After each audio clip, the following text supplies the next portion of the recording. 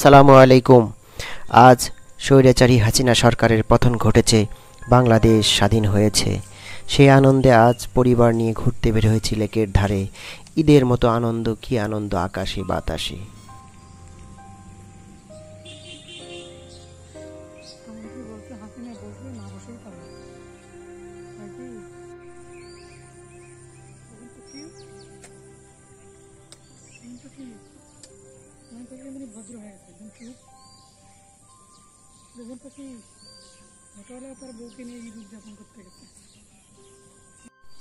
ঘণ্টা খানেক আগে শেখ হাসিনা দেশ থেকে পালিয়ে গেল। এটি দেশের মানুষ উদযাপন করছে, কেউ বাদ নেই।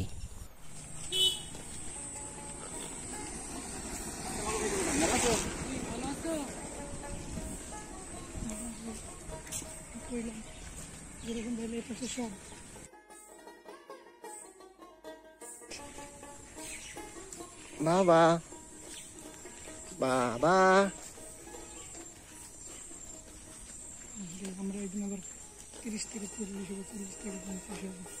তারপরে মরে যাবে একদিন। কেলা দেবো, জাহানের বউ হবে, বাচ্চা হবে, এইরকমই দুনিয়া।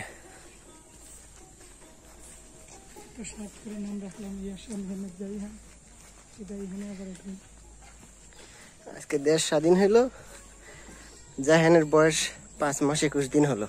এই লটকন গাছ দেখছো, লটকন গাছ, লিচু গাছ।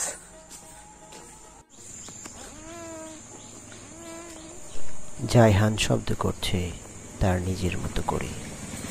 সে বাঁচতে চায় বাংলায় মুক্তভাবে।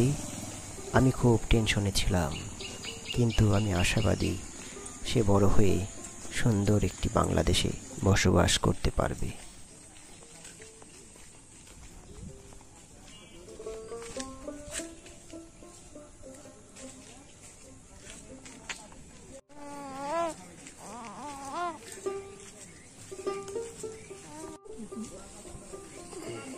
যে দেশে থাকবে না দুর্নীতি, খুন খারাপি, রাহাজানি, ছিনতাই, ধর্ষণ থেকে শুরু করে মানুষের মৌলিক অধিকার হরণের প্রতিযোগিতা।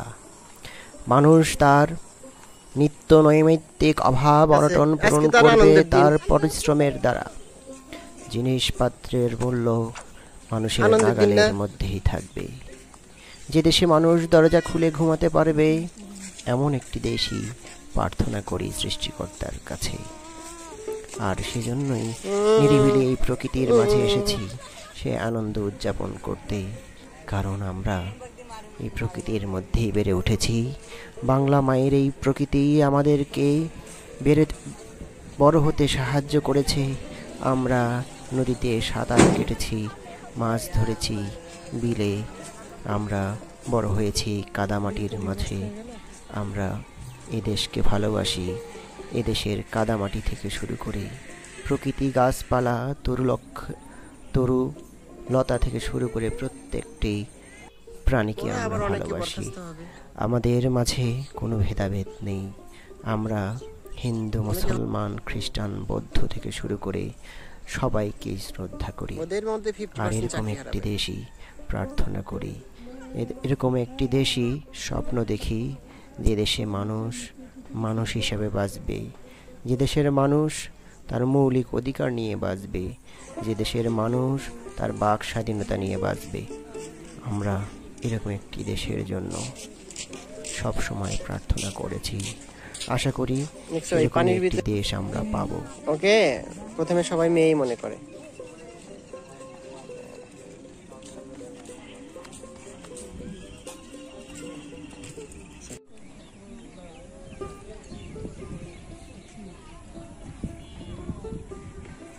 নিতে পারবো তো, আমার কাছে পা একখানে থাকে, তো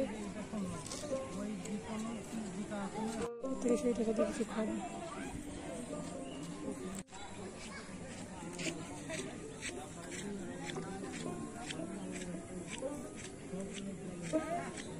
এটা কি গাছ বলে?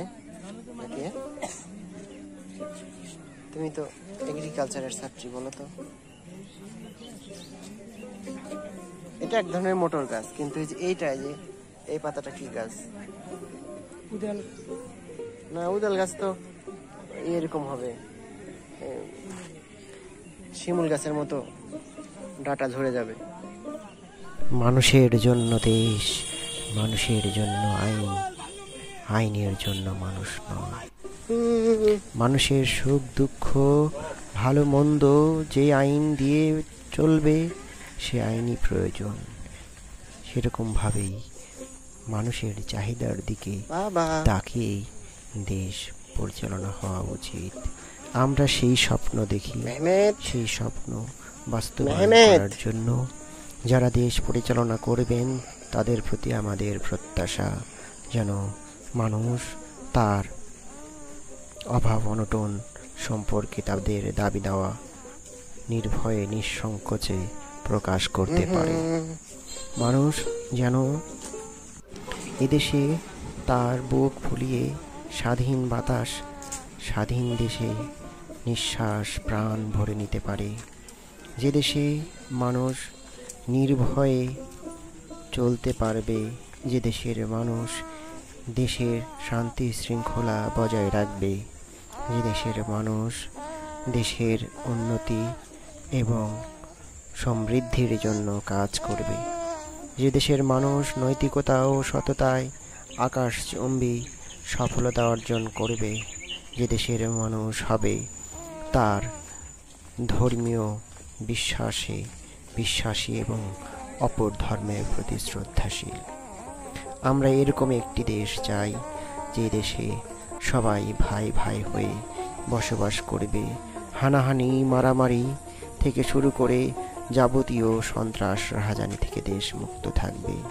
এই ফুলের মতোই পবিত্র হবে এদেশের মানুষের চাওয়া, এদেশের মানুষের প্রচেষ্টা এবং এই প্রকৃতির মতোই নরম হবে তাদের ব্যবহার। তো সবাই ভালো থাকবেন। বাংলাদেশ চিরজীবী হোক। আল্লাহ হাফেজ।